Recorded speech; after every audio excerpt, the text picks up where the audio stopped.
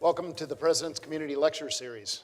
We started this series last year as a birthday present to Fort Collins, as a way of saying thank you to this wonderful community and bringing to it some of the great treasures of CSU, people who travel literally all over the world and speak to audiences, and it was a way of us putting those people forward here and allowing our community right here at home to celebrate some of those great treasures.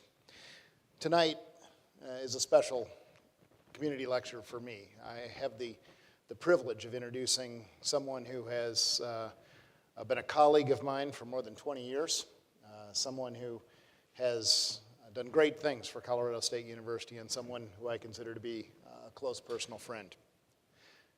Dr. Ajay Menon was born in very modest circumstances in Mumbai, India. He was raised by two wonderful parents, both of whom I've had the privilege of meeting, and he and his brother would travel to a local Western hotel and collect discarded American newspapers so that they could, as I understand this story, collect the Marlboro Man ads and put them up on the walls of their bedroom as posters. Not, I don't think, as an homage to the tobacco industry, but as symbolism of the American West. When Ajay was 19, after having earned a bachelor's degree in chemistry in India, he made it to that American West. He arrived at the University of Texas Pan American, where he worked on his MBA before doing a PhD at the University of North Texas. His academic career has focused on international marketing and strategic market planning. Ajay has been the dean of our College of Business since 2002. He has led a remarkable transformation of that college, from a college that was in some ways the figurative redheaded stepchild at the university to a college that is now the top-ranked public college of business in the state of Colorado, what has frequently had the top-ranked online MBA globally, a college that is one of the crown jewels at Colorado State University. I would suggest to you that Ajay has done this through a combination of things: a relentless focus on cooperation, on optimism, and on partnerships. And I think he'll speak about each of those this evening. He's held himself and those around him accountable to amazingly high sets of expectations. During his time as dean, and this is a very partial listing, he has, if not been the leader of these initiatives, had a very active role in establishing the prestigious Global Leadership Council, the Everett Real Estate Center, and the creation of the Global Social and Sustainable Enterprise Program at Colorado State University. He oversaw a tremendous renovation of Rockwell Hall and a refocus of the college on the importance of teaching, and particularly involving the teaching of business ethics.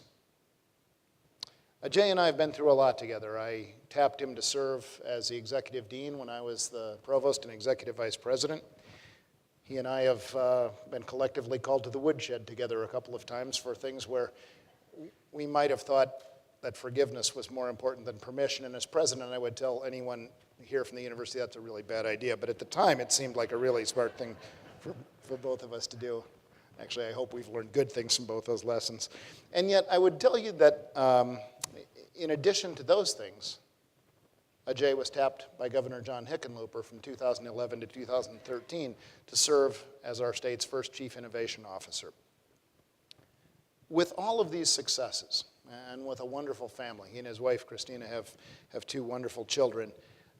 With all of these successes, we are presented with an incredibly humble man. And I will cite for you now 3 quotes from Ajay's various speeches that Ajay has given. "I am a product of charity and pure generosity of my parents and the many people of my home state, Kerala, and here in the United States, who helped me become what I am today."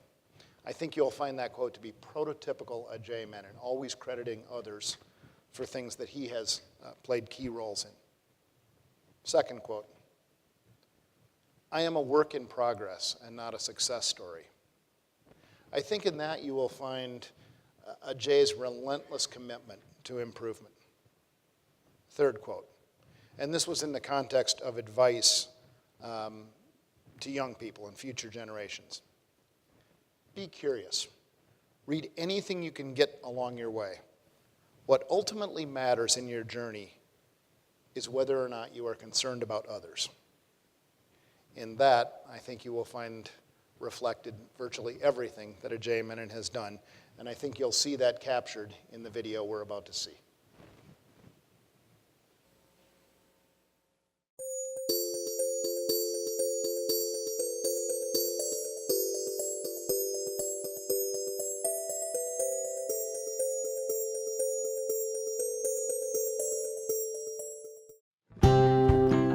Our mission, we say, we are in the business of transforming lives.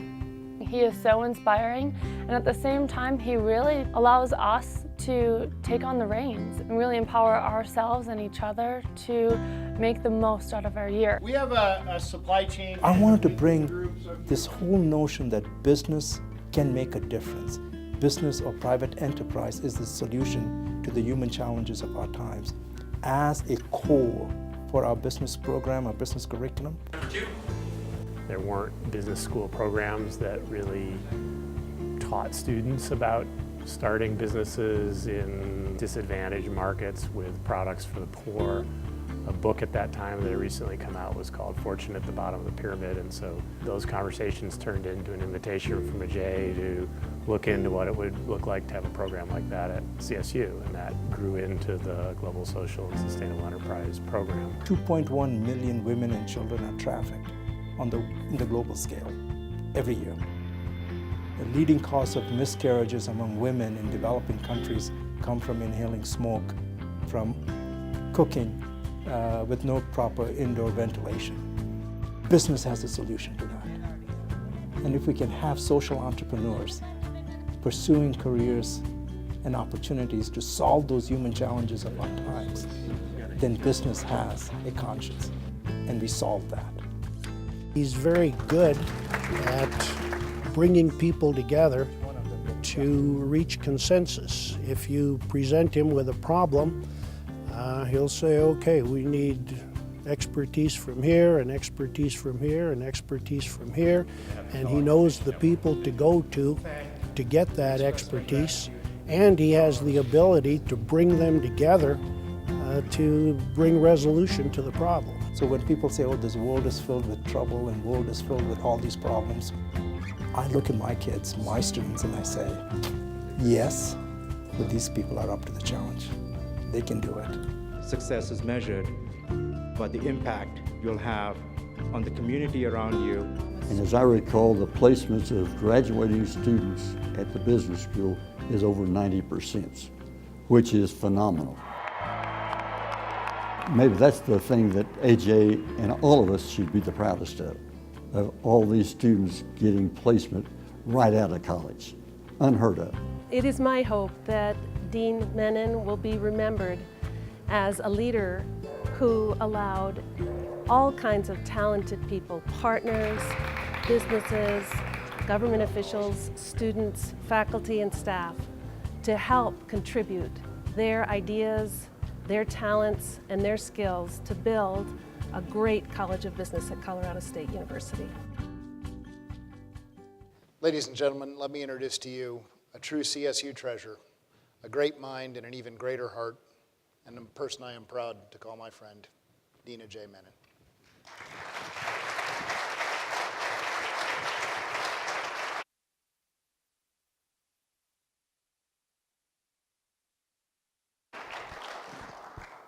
Whew. Thank you for coming. Good night. We'll see you all next time. Goodness gracious.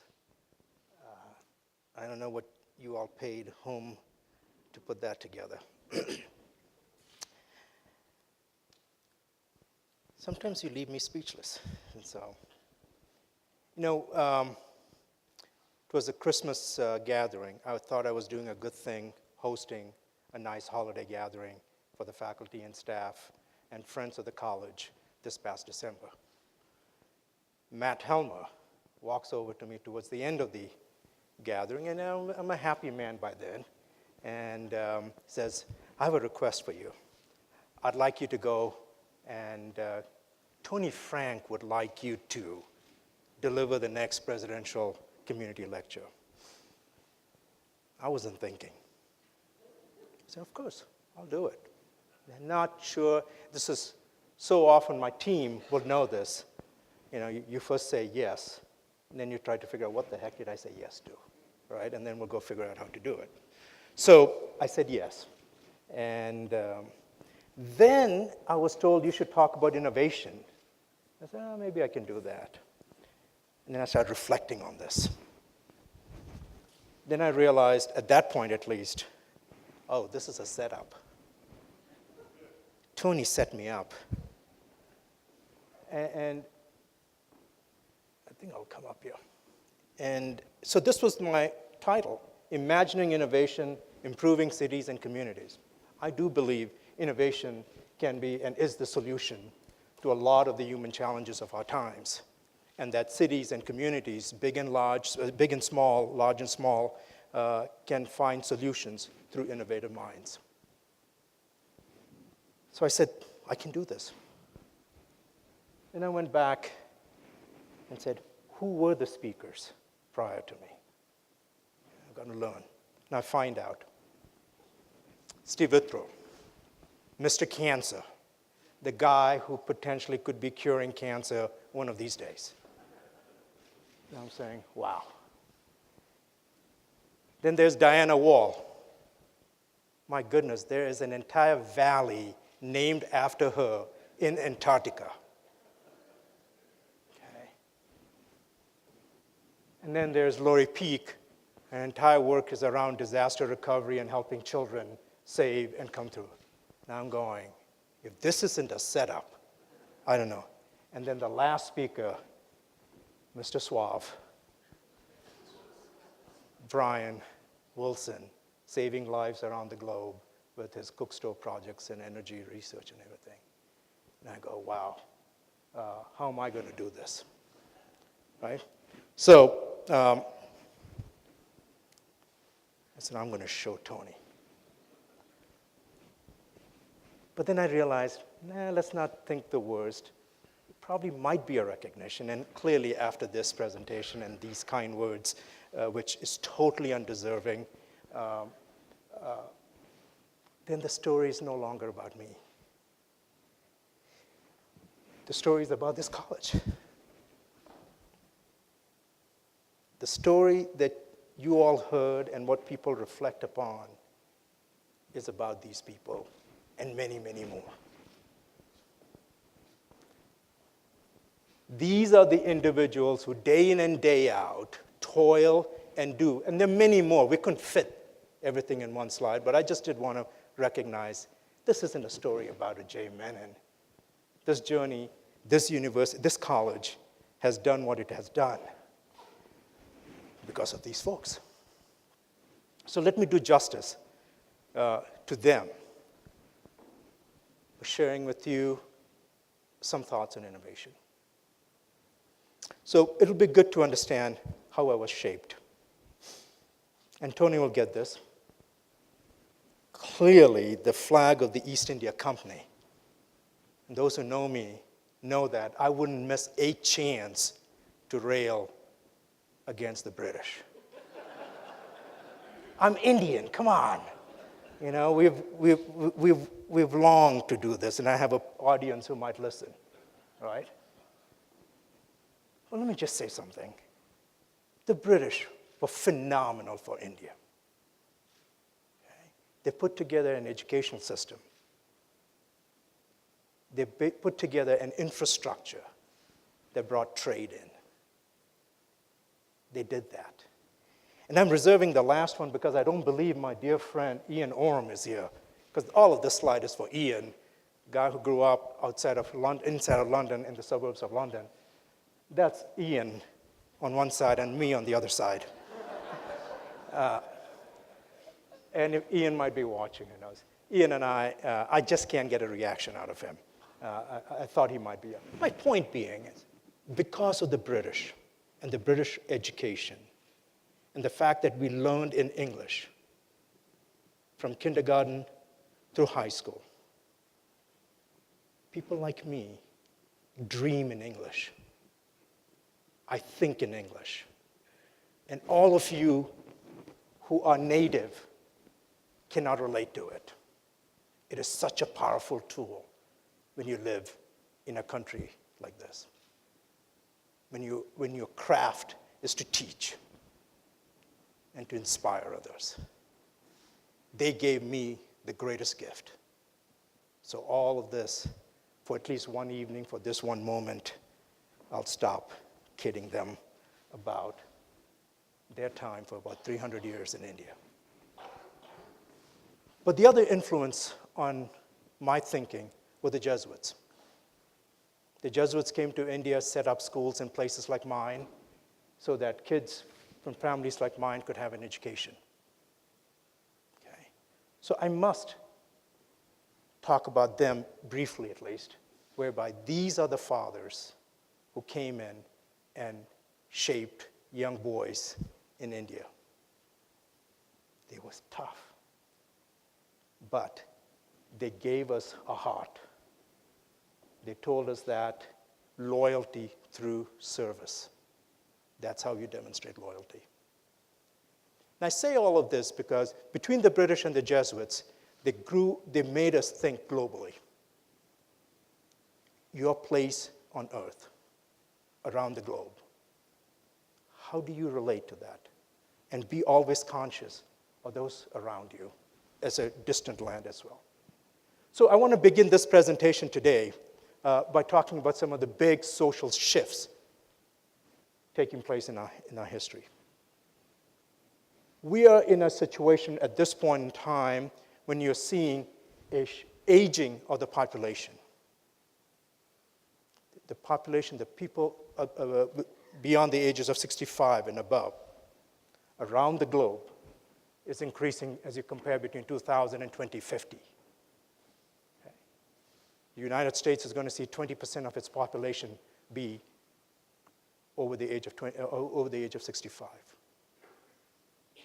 And you're sitting here and saying, okay, now that's a problem. That's not a problem in the US right now, only because our healthcare system has been so good over the years that no one is thinking of hanging it up at 65. There is talent to be had, and that talent can be transferred to places where the population is shrinking. I'm sorry, I know that you can't see much from that, and especially when I'm moving, but there's parts of the world where the population is shrinking. Right? I have a little problem. I've got to look at some things here. So my point that I'm trying to make here is if you have a shrinking population and you also have parts of the world there's hyper-growth. I want to come to this point here in a minute. By the year 2050, India will have a population, it will be the most populous country in the world, 1.6, 1.7 billion people.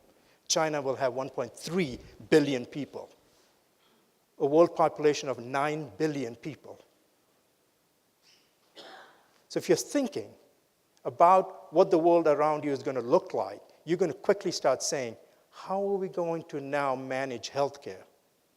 How are you going to provide education?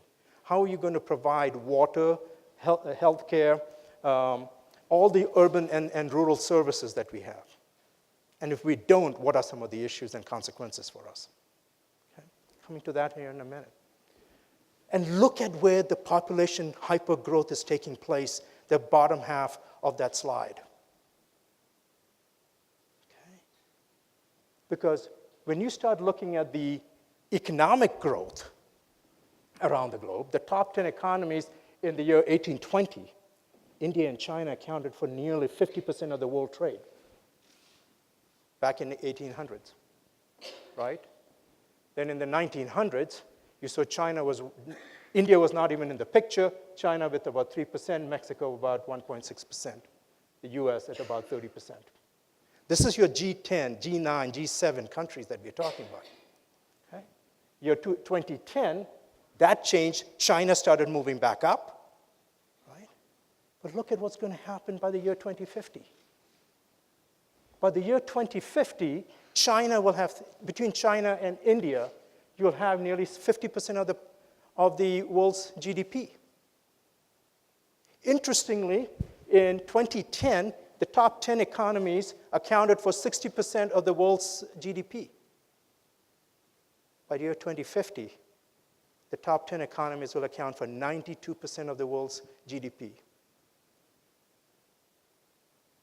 What is also very interesting is, by the year 2050, the traditional European membership of the G7 doesn't seem to exist, except for the UK and Germany.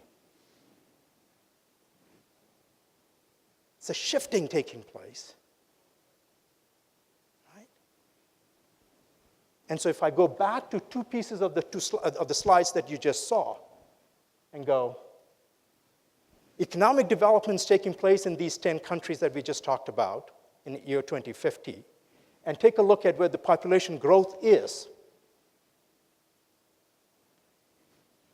If countries like Egypt, Saudi Arabia, Philippines, Pakistan, Nigeria, and others can't have access to proper education or healthcare or economic growth, look at the toxic mix of lack of education, children between the ages of 17 and 21 with no education and no economic hope. This will very soon become our problem. Yet, we do have an opportunity to use the talent that we have. If our workforce is aging, it doesn't mean that we are unable.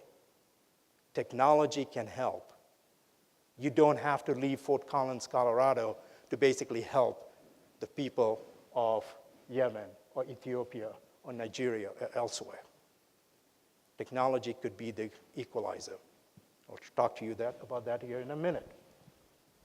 So, whether it's urban growth or rural growth, whether it's economic growth or population growth, the issues that we will be confronting will be one and the same. The issues we'll be confronting will be traffic, roads, infrastructure, whether it is in rural Africa or it is in Mississippi. We will be talking about clean water, clean air, clean streets. We will be talking about urban poverty, which is on the rise in this country, okay, as is in other parts of the world, okay, crime, and access to quality education and healthcare. These are the issues that are confronting us. But guess what? These are the issues that Colorado State University's researchers are working on today across the various labs. We have a place and a role to play. And I want to talk about their stories. Okay. So, as I have inserted every once in a while here, technology is a powerful enabler. Technology with the access to the internet and network services. Today, 50 billion objects are connected, whether it's in your cars, whether it's in your homes, whether it's for healthcare purposes, whether it's whatever it is. There are 50 billion objects. Some estimates point to about 70 billion objects. Okay? And the rapid rate in which digital infrastructure is picking up compared to telephony of the old days and electricity, 5x. That's how quickly things are happening. This is good news. What is also good news is the internet usage. It's a busy slide, but all I wanted to point out to, between 2013 and 2018, the internet usage is rapidly rising. There's statistics that point to there is, by the year 2018, 68% of all the households in the world will have access to the internet. Right? There's about 6.8 billion mobile cellular service subscriptions right now. Okay? By the year 2020, 99% of the world's household will have internet connections. I want you to just imagine what that can do for medicine, what that can do for education. What is it that you can sit here, and I'll be 60, 65. I'll be soon approaching that, right? I'm not ready to hang it up. I might not want to go to CSU every day to work either. But I still have talent to share. If technology can enable me to transport me and my knowledge to those parts of the world that we can make a difference and educate kids and provide health care, I think we could address some of the most strident human challenges of our times. Interesting slide here, right? This slide is talking about the penetration of mobile broadband, right? 22% of the Asian Pacific homes have been penetrated. There's market there to be had. 18% of the African market has been penetrated, and they're growing at 40, 80%.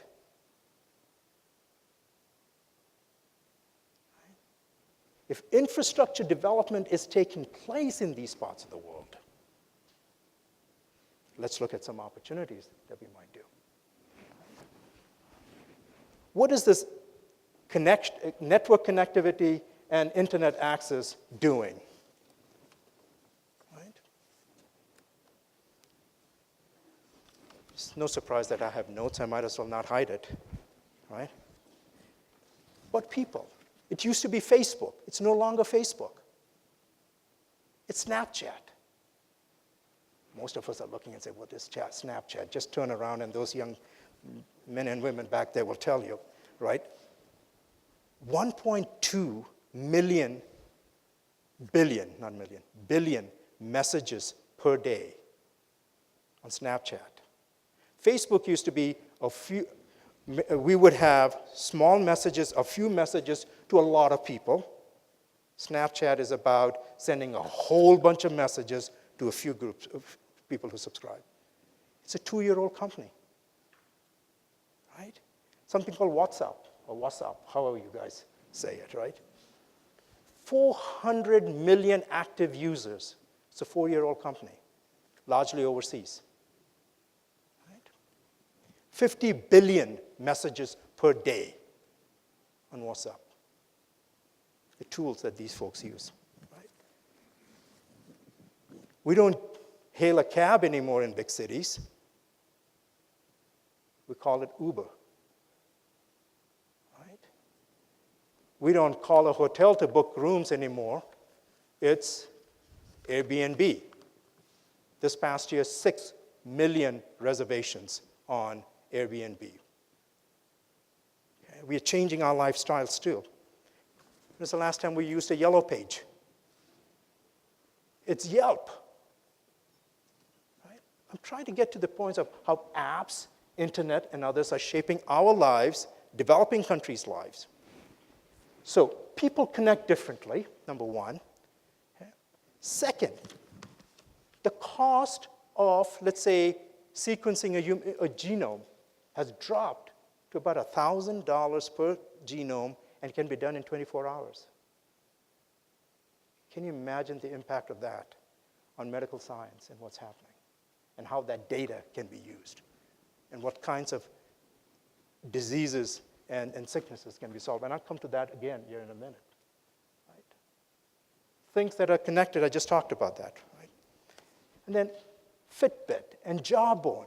And there's never been a time in history where we are so willing to share our most innermost problems and issues with everybody in the name of transparency. You want to know how many steps I took today? How many hours I took? Jawbone basically collects that and shares it with all your people. It's a new generation that's following me and you. Okay? Now, this is the first world problem, right? These are first world problems that we're talking about. going on? It's shaping agriculture in developing country. These are pictures from an organization that coming out of India, and the program is called eChopal, and eChopal basically means electronic meeting places. This is shaping farming in India, agriculture. There's been information asymmetry going on in rural parts of India, and by the way, the same programs are happening in Tanzania, Senegal, Kenya, around how do you get information to rural farmers so that they can figure out how much water to have, what's the forecast going to be, what's the price of commodities going to be, right? And so they can now negotiate effectively with their next in line for trade. So, and in Indian economy, for instance, where agriculture accounts for 23% of the GDP, and 67% of the workforce is in agriculture, technology is shaping and changing the way in which life is led. The problem, though, is we have to change the way in which we ask questions. We have to change and shape the way we ask questions. So, for urban challenges that I just talked about, our problem, dare I say, question is, do you really need to go to a doctor? Right? With 18% of the GDP on medical cost in this country, over $700 billion in waste. You're adding to that a trip to the doctor's office, time spent driving and time spent waiting, right? Companies like Cisco, by the way, these slides in red, in black, I have Cisco Systems to thank, and we'll talk about that later because otherwise they'll think I stole their copyright. It's theirs, right? So, but with permission, of course. E-medicine, Walgreens is now basically working with prototypes in stores around here where you can meet with doctors and work with doctors without having to go into a clinic. We have services now where your pathology reports are being read in India. You don't know that, but just fine, right? So is telemedicine now the next way? So think about psychologists, visiting with psychologists, and this is a big business in Korea, where it's a shame to be seen coming out of a psychologist's office. So people, therefore, don't go to psychologists and counselors and psychiatrists, and therefore you have all the other social problems that emanates from there. Now you can do that using web presence and or the technology in the privacy of your home. Technology helps in that way. Learning. Did you know that 3% of the Korean GDP is coming from tutoring services? I want to say that again.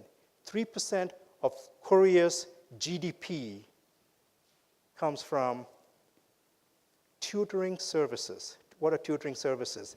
These are services that parents send their kids to after school. The most well-paid tutor, English tutor, I believe it's English, it might be others, in Korea makes about $3 million a year. Okay. When Cisco was asking what kind of services do you need of the Korean population, the number one paying fees, $232 a month is what they're willing to pay, was for library services. What are library services? What books should my children be reading? And these are services that people in Iowa, in North Dakota, in Texas and others are basically signed up to be providing them with that list and coaching. So think about it. If we have a retiring population in this country and now you have time to tutor young kids, if you have internet connectivity, you have high-definition cameras, and you can connect with kids in Korea, we have an unemployment issue that we might be able to solve among the 65 plus in this country. You can make about $200,000, $250,000. Services available to you to do. Interesting statistics, 36% of all the traffic in urban cities come from people looking for a parking spot. True. Company out of Foster City, California, has a service where they can basically, you can subscribe to, and they can tell you where there are open parking spots available to you. Now think about the amount of time you have saved, amount of gasoline and petrol and gasoline that you have saved, right? And what you've done for the environment. Okay. That program is taking place in Nice, France. Pilot projects. It's happening in Los Angeles right now. It's coming to a city near you. How about garbage trucks? If you notice, garbage trucks stop at every single large garbage containers.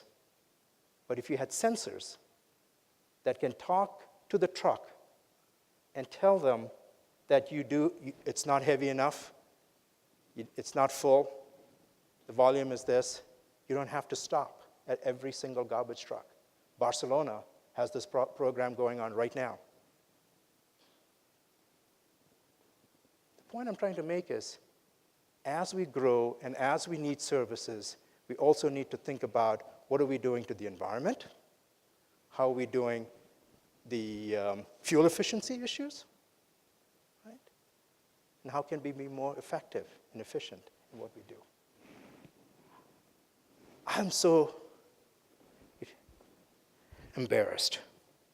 When you talk about distance learning, how can anyone talk about distance learning, especially me, and not talk about the incredible experiment that began at Colorado State University some 45 years ago? Engineering Dean, Dean Baldwin, started what is known as SURGE. We signed up on it, and that has really saved the business school in many ways over the last 7 years.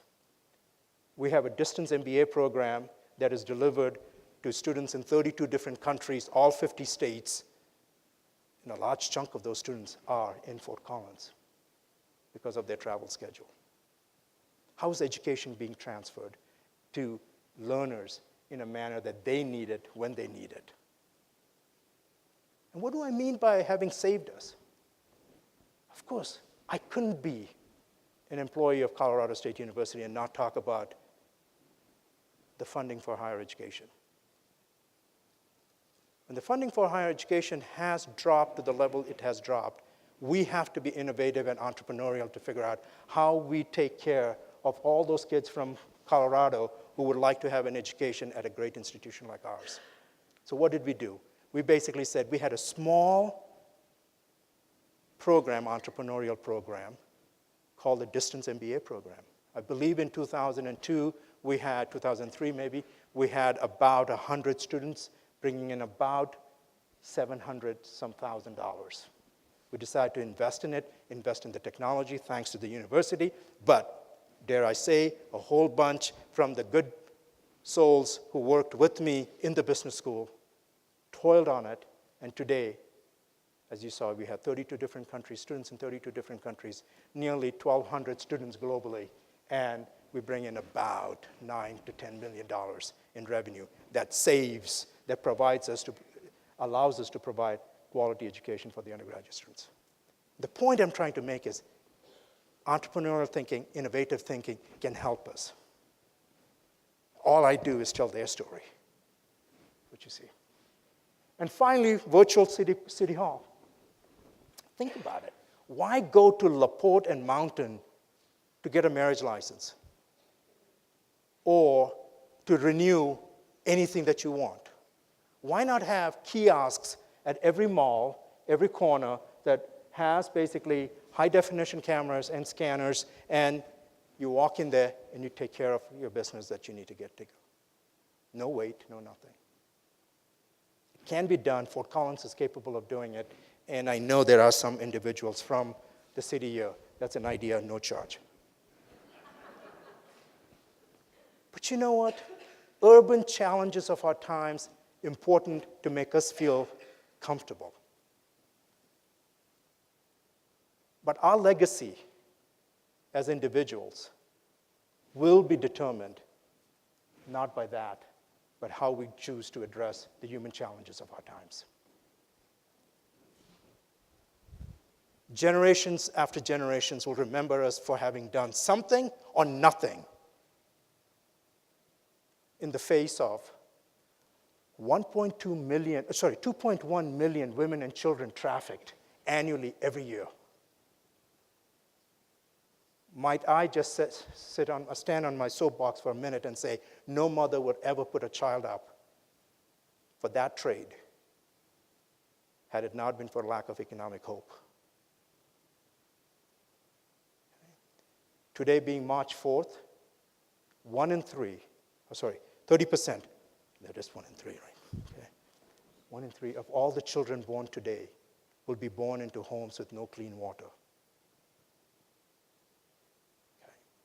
That's what's happening. 1 million people dying every year to vector-borne illnesses.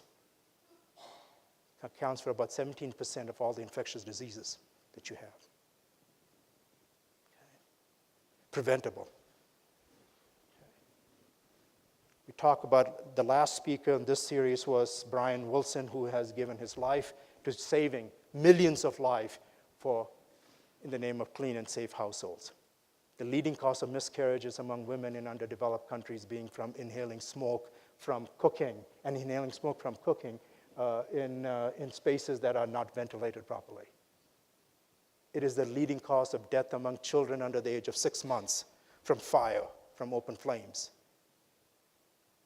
It is the cause of respiratory illnesses among children under the ages of 6 years. Colorado State University is solving these issues. This university is addressing the human challenges of our times. Chronic malnutrition. McDonald's will tell you 76% of the produce in India coming from the farms to the cities cannot be used because of lack of proper infrastructure, refrigerated trucks, warehouses, and others. These are solvable issues. It's funny, when I used to teach in the classroom, I used to talk about McDonald's, and they knew I grew up in India. They said, but you're Hindu. Well, they don't know the whole story, but that's okay. We see all this starvation in India, but we also see on one side all these cows in India. So why don't you guys just kill the cows and feed some steak? It should be fine, right? I go, okay, we can talk about that at a different point. But, right? And then think about it. For less than $2, we can have safe, clean, hygienic childbirth kits that can save lives of mothers and kids during child labor. These are things we can do, but guess what? Who's doing this work? It's being done in our labs, whether it is finding porridge coming out of rice husks in the Health and Human Sciences labs at Colorado State University to address the chronic malnutrition issues. Okay? If it's about clean water that we have in the engineering and civil engineering programs at CSU, right? If it's about vector-borne illnesses that Barry Beatty's lab and others did with mosquitoes and dengue fever that, I forget the professor from India's name, right? These are things that we can do. So the question has always been in my mind that I know for a fact foreign aid is not the solution. Throwing money at these issues doesn't solve it, but has always been, is science the answer to these problems? Yes, but I do believe that private enterprise is the solution to the human challenges of our times. We have figured out how technically to create products, how do we get it? And that's what this business school is all about. That's what we are working towards. So, maybe for attention sake, I might say, my friend, but not really. The chairman and CEO of Coca-Cola. There are people around here who may not agree with Coca-Cola because of the red bottle, the red can. I get it, but here's a company that's doing something about a whole host of different issues. Talk to you. But he talks about this notion of golden triangle. What he talks about there is solutions to these kinds of human challenges that I just talked about cannot be done by corporations, cannot be done alone by civil societies, cannot be done by governments. It is a partnership of the three. If you go and look at Coca-Cola, they have 3 W's that they talk about: wellness, women, and water. Obesity, while their red cans can cause obesity, they are spending more money trying to address that issues with research labs at Colorado State University or University of Oregon and other places, Georgia Tech and others, addressing that. Okay. Second, women. I talked about this whole human trafficking issues and all that, and poverty issue. Women are the best custodians of economic wealth in developing countries. I have to say that because I know my wife is watching, right?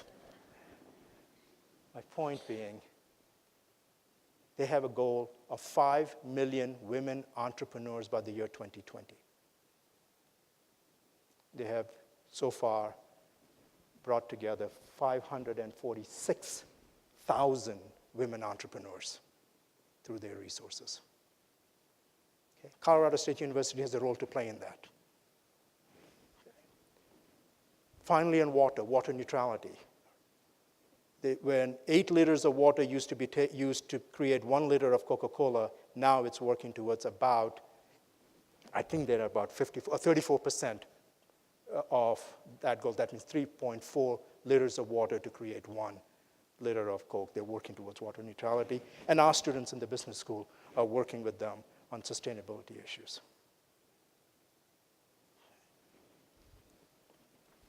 So we created a program 9 years ago. I think I haven't watched time, so it must be my time. Oh my goodness, okay. We created a program called the Global Social and Sustainable Enterprise. The concept is a very simple one. It's Business Peace Corps, right? We have had Peace Corps that went in and created infrastructure. Now let's create a cadre of young men and women who will go out there and show people how to create small businesses. And we have young men, these are just samples, right? There's a group still working after graduation on finding solar solutions in Peru. We have students in Kenya bringing running water into the communities. We have a young lady, a phenomenal young lady, who is basically working on creating these and finding markets for these $2 birthing kits.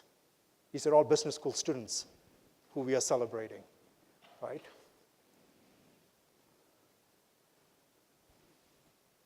And there are many, many more. In the interest of time, I'm not doing them service by skipping, but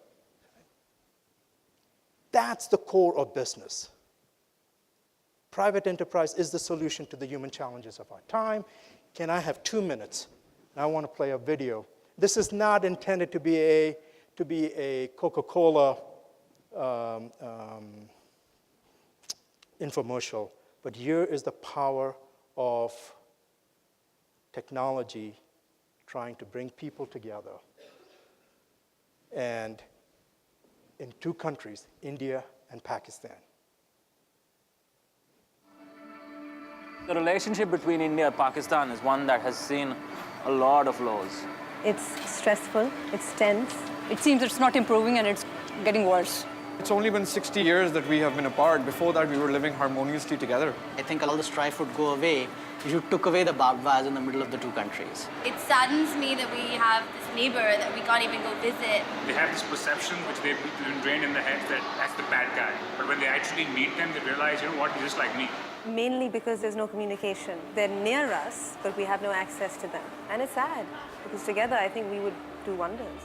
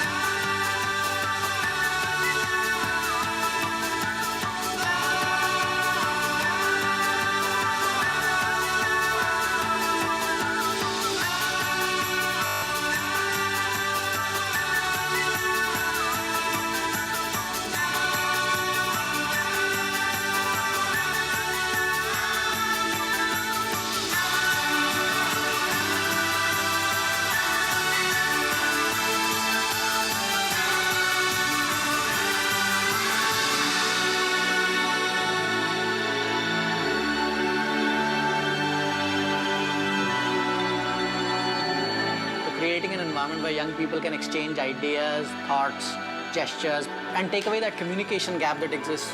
If I have any opportunity to go to India, I'll surely go there. The whole idea of actually touching hands, it's like communicating with each other without words, and that action speaks louder than anything else. This is what we're supposed to do, right? We are going to take minor steps so that we are going to solve bigger issues.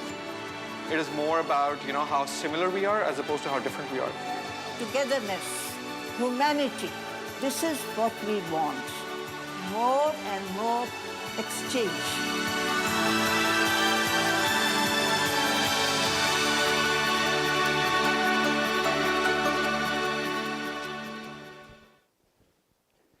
The point of this video is that business has a role to play in solving conflicts around the globe. India and Pakistan separated. There are families on either side who haven't seen each other. North and South Korea deals with the same thing. There's Ireland that does the same thing. This goes on. Maybe there is a redefining of the role of business and what business can do.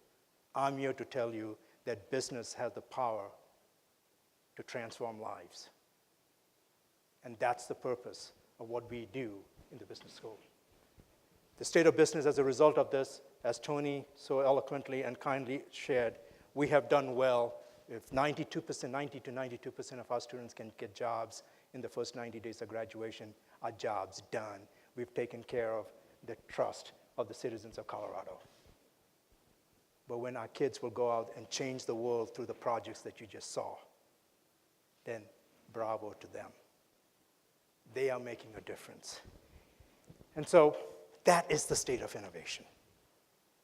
It's state of innovation that's happening in the labs at Colorado State University that the business school is working to bring to the world in far corners that these young men and women are taking. Now, there's a gentleman I'd like to say thank you to. I've had the pleasure of having incredible bosses. I am the luckiest man when it comes to bosses. I have done well. The individual who taught me that you share any acknowledgement that you get, any attention that you might get, any podium that you might share, is the chair of marketing many years ago,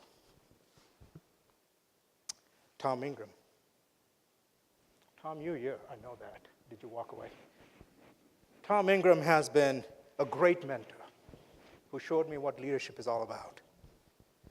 So I want to say thank you.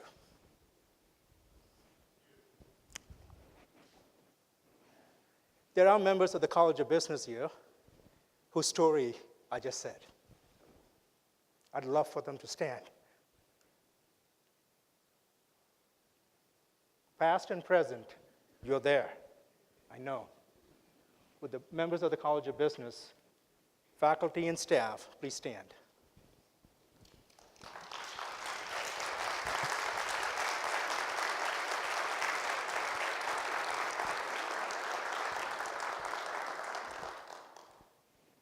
This is their story. And thank you to all of these people who made me look good today.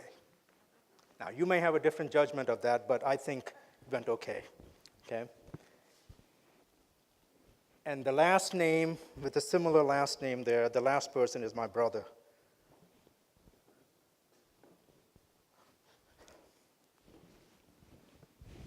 Thank you.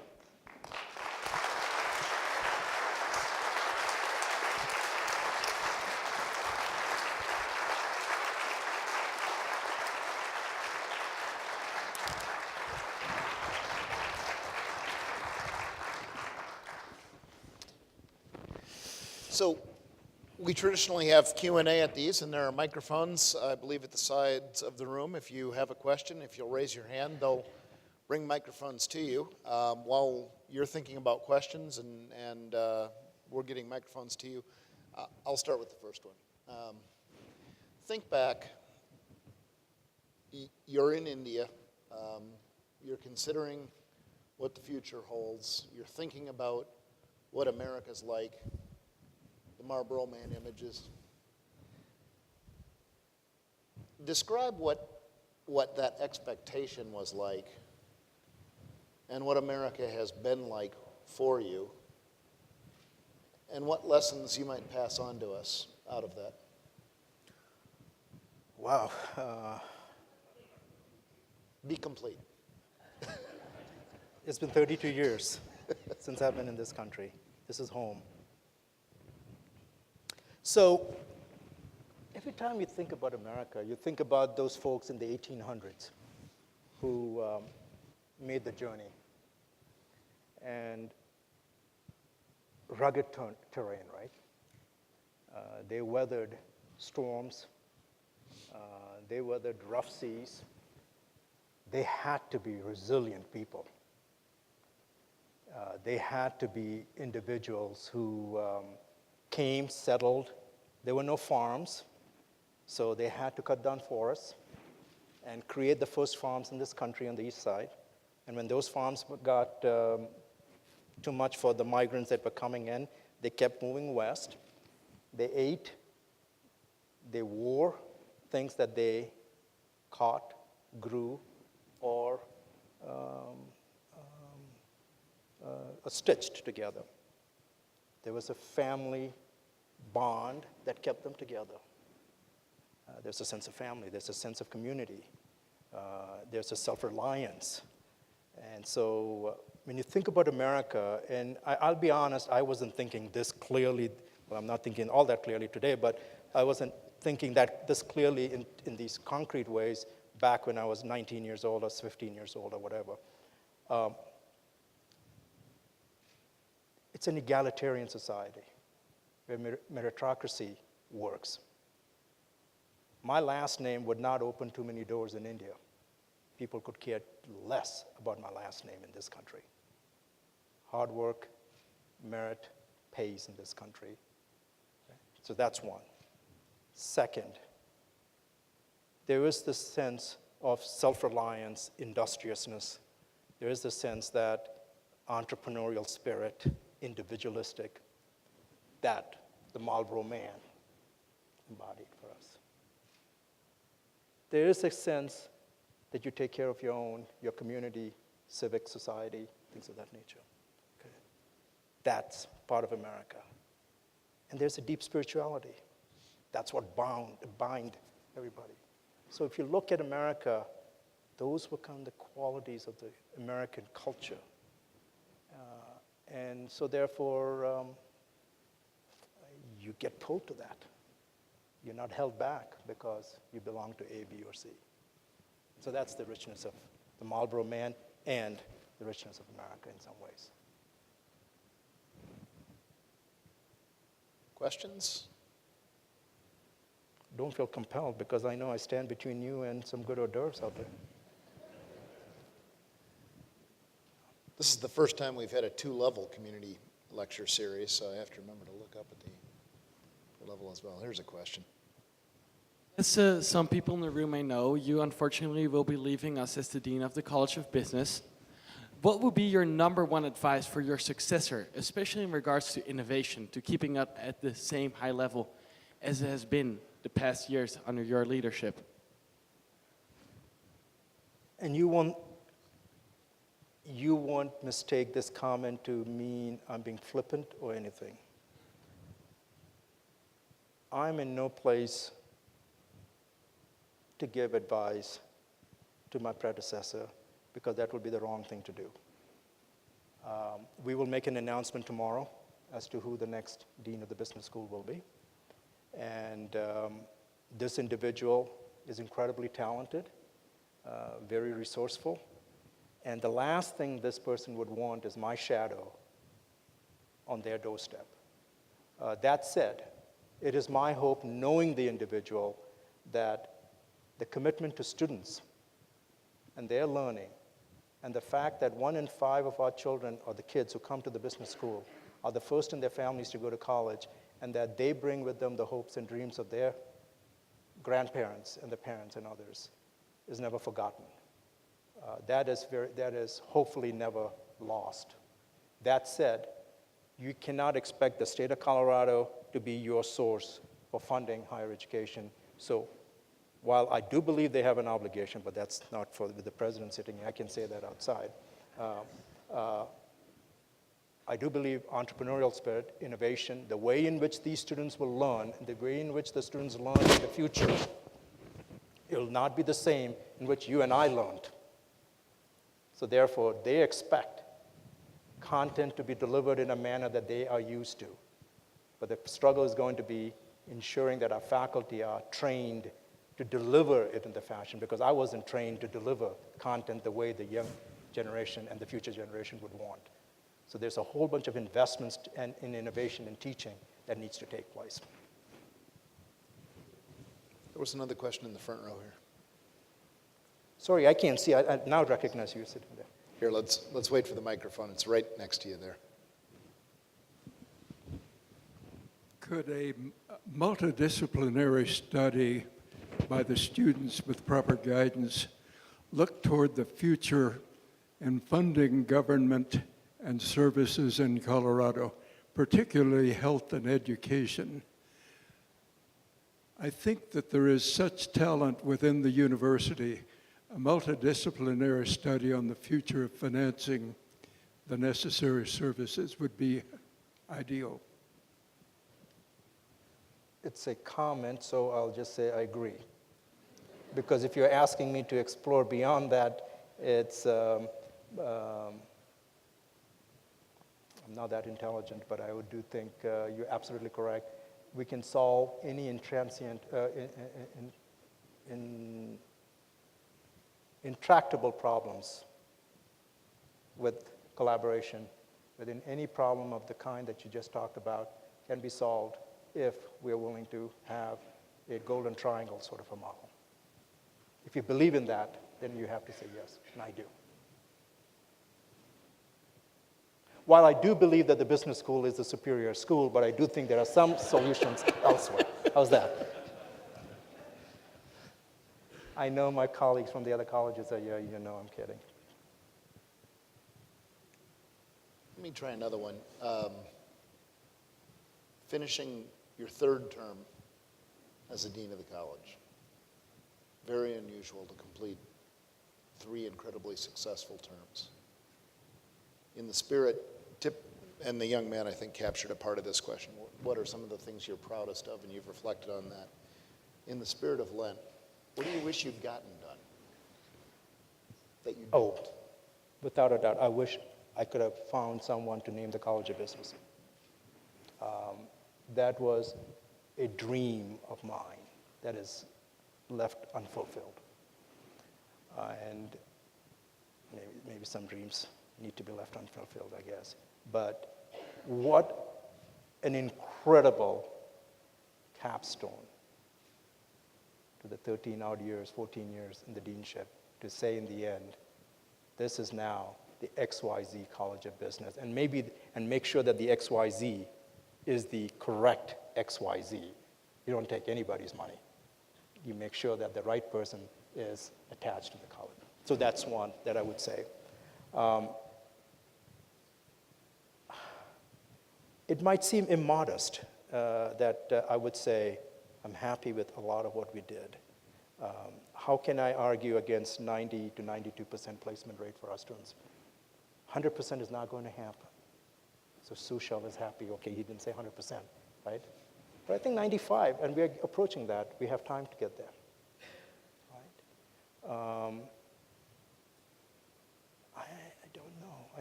Others might have a long list of things that I could have done and I didn't do. But I feel happy. I feel not satisfied, but happy. Sure. Question right here.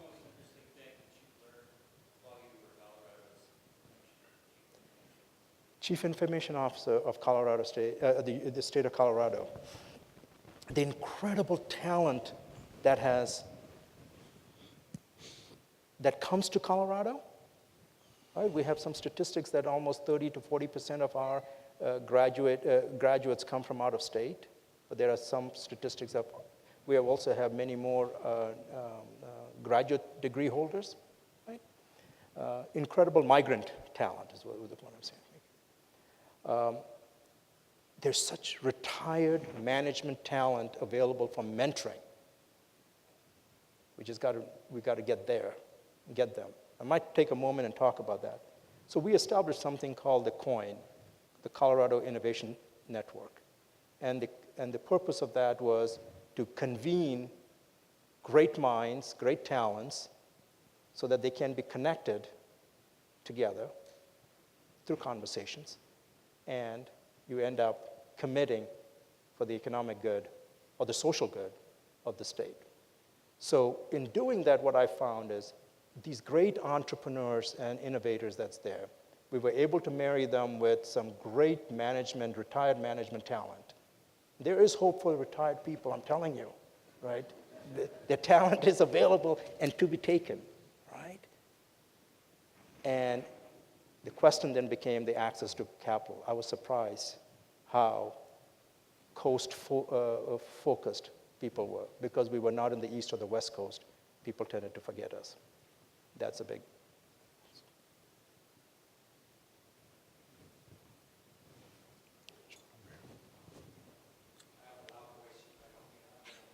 I've known you for years, and I know you as someone who thinks big. Top 50 business school. I remember that when you first started. So we are, just so you know, since you brought that up, right. I can't miss out. This is a lob. Okay. This needs to be smashed out of here. There are 4,800 four-year business schools. We are ranked 73rd, but among public universities, we are ranked 31. Hooah, that's a way. Okay. I knew you'd know that. That was a gimme. How do you take big vision, big idea, and get results? In some ways, it's very simple. You bring talented people. I was incredibly lucky. I pointed to one individual largely from a leadership perspective, but I had incredible associate deans. Tom Ingram being one, Willie Hopkins being one, John Olenek being one, Susan Athey, John Hawksmeyer, great department chairs. And these are folks who were equally committed to this goal, and talented folks. And the staff, it's an entire system, really. Undergraduate advising, graduate advising, the IT staff, making sure that the video that's going out there is going to make it, right? Our advising, career advising, our marketing communications folks, all of these things came together. I just got lucky being at the school, at the place, at that time, and all these forces came together. And just so you don't think I'm just deflecting everything, I can tell the story. I was able to tell their story. They did incredible work, and you can't go wrong when you have students coming into the business school with a GPA, average high school GPA of 3.73, ACT score average of 28, right? These are kids from small rural communities, many of them. They bring with them a work ethic that any one of you would die for. They get an Ivy League level education. They bring a blue-collar work ethic with them. That combination, you can't fail. And what we did was make sure that we didn't mess with their work ethic. We have serious. time for one more question.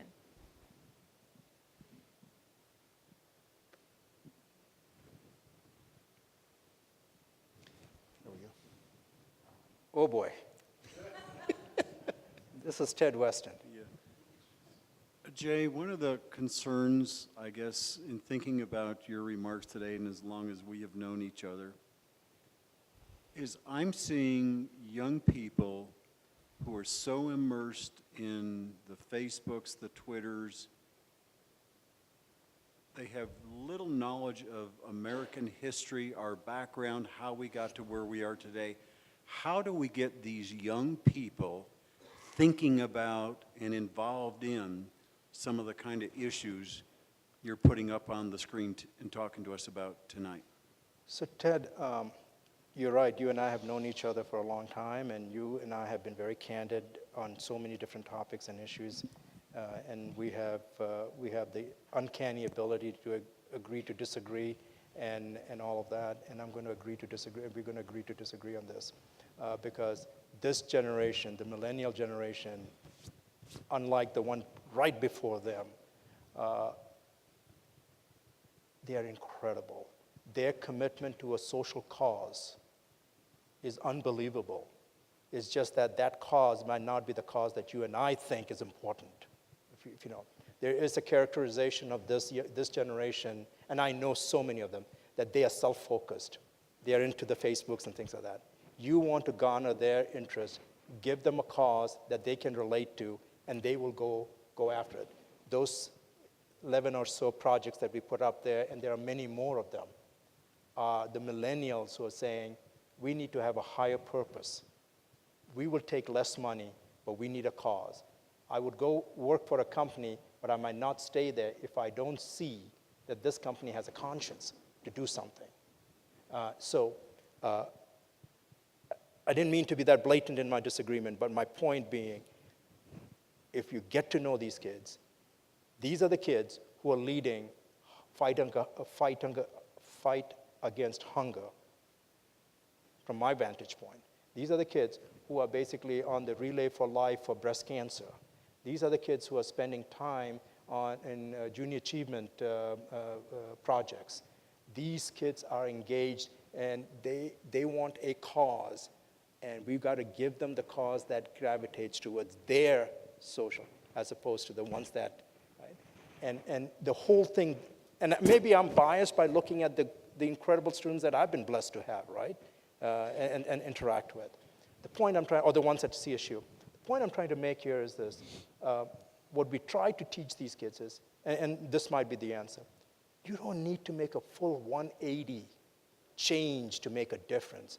Just 1 degree, one little change. Often I talk to the students, you don't have to be rich to give back. You don't have to be successful to make a difference. There's someone sitting right next to you who's having a rough day. Can you think about them? And many of the college essays that I read, they're talking about, it's beginning to be seen in high schools where they're talking about issues of things happening in, I forget, the migration, the settlement of African kids in Iowa and others. They're watching these, the forgotten children, I believe it's called. Right? They're watching these things and they're being shaped. You will be more inspired than where the question suggested. If you and I, let's just sit down and we'll introduce you to every Wednesday at about 4 o'clock, there's a group of these kids who sit around. I feel very good. When I feel down, I walk in there. I get pepped up. And I mean that.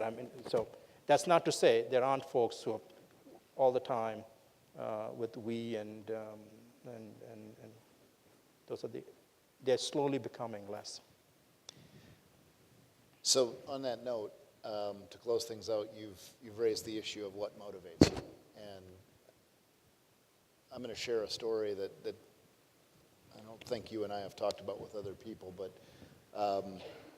Ajay and I had a conversation in my office one time quite a while back about resignations. And I think I was mistaken in this because the answer I gave Ajay at that particular day in our relationship was there are two forms of resignations. There's the resignation that says, this is unfair and I'm angry about it and I want somebody to hear about it. And there's a resignation that says, I'm not coming into work tomorrow. You'll have to find somebody else to be the dean. And I was wrong. There is a third resignation, which is, I'm ready for the next chapter.